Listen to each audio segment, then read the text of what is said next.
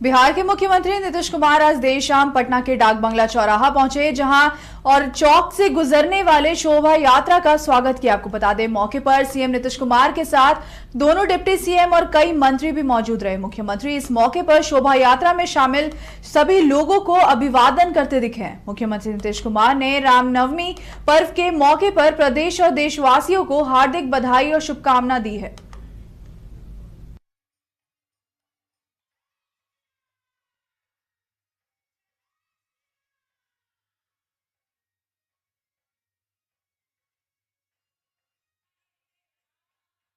पशुपति पारसनाथ के बेटे और पूर्व सांसद प्रिंस पासवान ने अपने चचेरे भाई यानी कि चिराग पासवान पर बड़ा आरोप लगाते हुए कहा है कि जब भी चुनाव का समय आता है तब चिराग पासवान के बयान सहानुभूति बटोरने वाले हो जाते हैं। प्रिंस पासवान ने चिराग पासवान पर आरोप लगाते हुए कहा है कि वो पारिवारिक मुद्दे पर बयान देते हैं।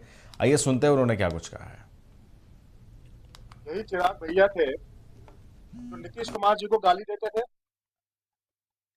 क्या कहते थे कि भाई नीतीश कुमार ने मेरे पिता का अपमान किया, ये कहते थे। जब चुनाव में 2020 के चुनाव में हम लोग जा रहे थे, क्या कहते थे वो, जेल भेजेंगे, 7 निश्चय योजना में घोटाला हुआ है, हमारे पिता रामविलास पासवान जी का अपमान किया है, हमारे पिता उनके पैर पकड़ रहे थे और उन्होंने अपमान किया। ये 2020 का बता रहे हैं आप। कहा था ये, आज कहाँ है? क्या वो अपमान भूल गए? क्या वो अपमान भूल गए? और यही उसके बाद जब 2024 का जब चुनाव था तो यही आरजेडी के ऊपर, तेजस्वी के ऊपर उन्होंने क्या आरोप लगाया कि तेजस्वी ने हमारी माँ को गाली दिया, हमारी माँ को गाली दिलाया। चुनाव था 2020 का, 2024 का चुनाव था। अब आइए 2025 के चुनाव में फिर से चुनाव का माहौल आ गया। आप भाई कैसे सहानुभूति बटोरे? अब सहानुभूति बटोरने के लिए आप ये करिए, प्रताड़ना की आप बात करते हैं।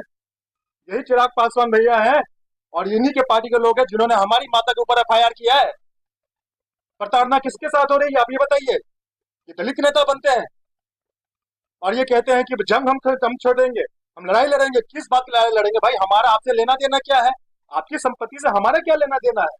आपने अरबों खरबों रुपए की संपत्ति बनाई है भाई, हमारा उसमें क्या आपका हस्तक्षेप है? आप लीजिए, आपकी संपत्ति है, आपकी बड़ी माँ, आप बोलते हैं आपकी बड़ी माँ है। अरे हमारा क्या लेना देना है वहां से? लेकिन जिस तरीके से गंदी राजनीति, अपने जिला अध्यक्ष को, माँ का तबियत, बड़ी माँ का तबियत खराब हुआ तो पटना से डॉक्टर को नहीं उन्होंने भेजा, लेकिन पत्रकार साथियों को भेजा, अपने जिला अध्यक्ष को, अपने प्रदेश अध्यक्ष को भेजा कि जाओ वहां हंगामा करो। तो आप ये क्रोनोलॉजी समझिए। और इस तरीके से आप डॉक्टर के लेके आते, इलाज कराने के लिए पटना लेके चले जाते। तो आप समझिए, जब जब चुनाव आता है तब ये इस तरीके का भाषणबाजी करते हैं, तब एक दूसरे के ये आरोप लगाते हैं।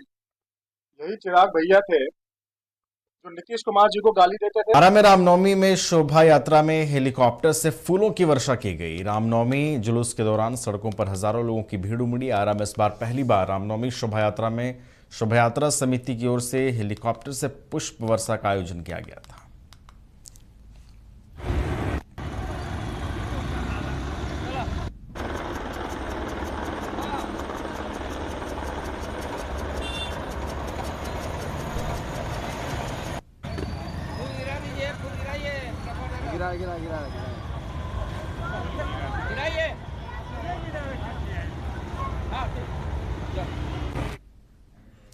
भारतीय संस्कृति के घट घट में रचे बसे भगवान के जन्म दिवस चैत्र शुक्ल नवमी को बड़े धूमधाम से मनाया गया। शहर में भी जयंती पर भारी उत्साह दिखाई दिया। श्री राम जन्म महोत्सव के अवसर पर विश्व प्रसिद्ध विष्णुपद मंदिर से हिंदू युवा शक्ति सूरजकुंड की ओर से विशाल शोभा यात्रा निकाली गई। शोभा यात्रा में घोड़े, ऊंट के साथ भारी संख्या में गायपल पंडा समाज के युवा पारंपरिक पोशाकों में नजर आए। इस बार महिला सशक्तिकरण का भी बेजोड़ उदाहरण देखने को मिला।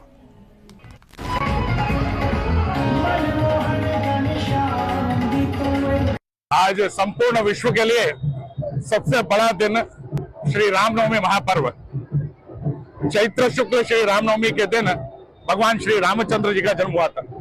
हमारे आराध्य श्री रामचंद्र जी का भव्य शोभा यात्रा विगत कई वर्षों से हिंदू युवा शक्ति संघ द्वारा गया तीर्थ में निकाला जा रहा है। इस बार भी आज के दिन 6 अप्रैल 2025 चैत्र शुक्ल रामनवमी के दिन हिंदू युवा शक्ति संघ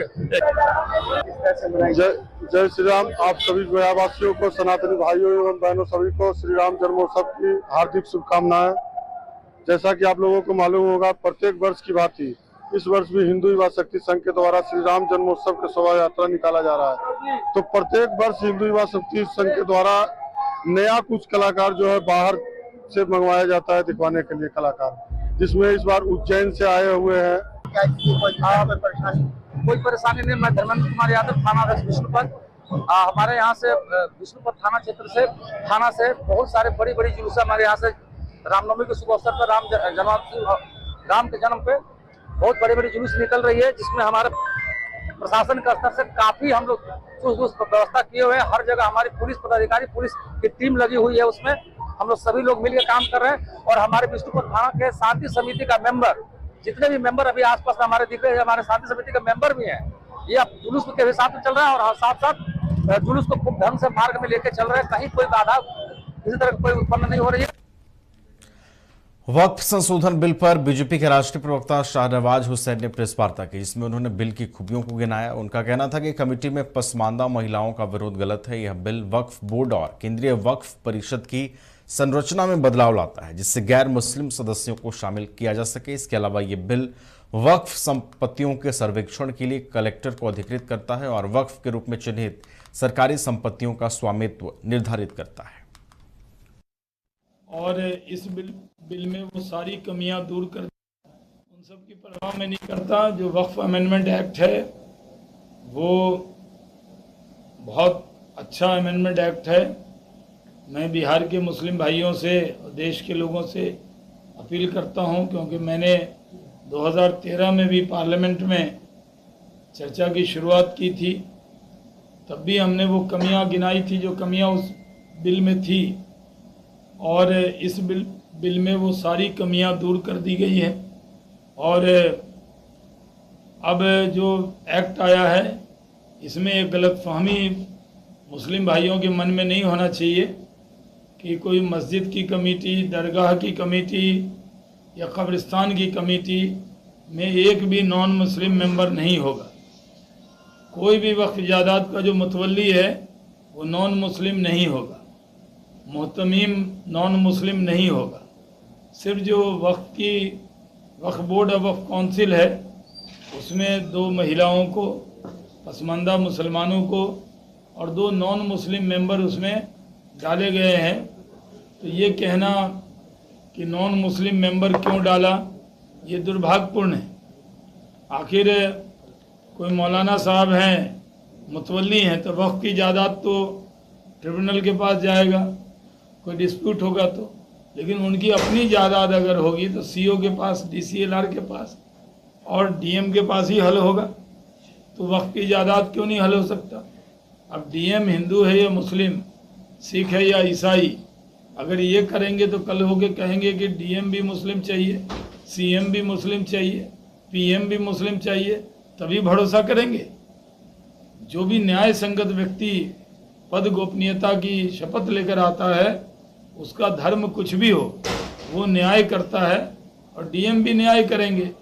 जो लैंड डिस्प्यूट जो ट्रिब्यूनल में जाते थे, वक्त लगता था, वो डीएम के लेवल पे हल हो जाएंगे। तो इसमें एतराज़ करना ये सही नहीं है।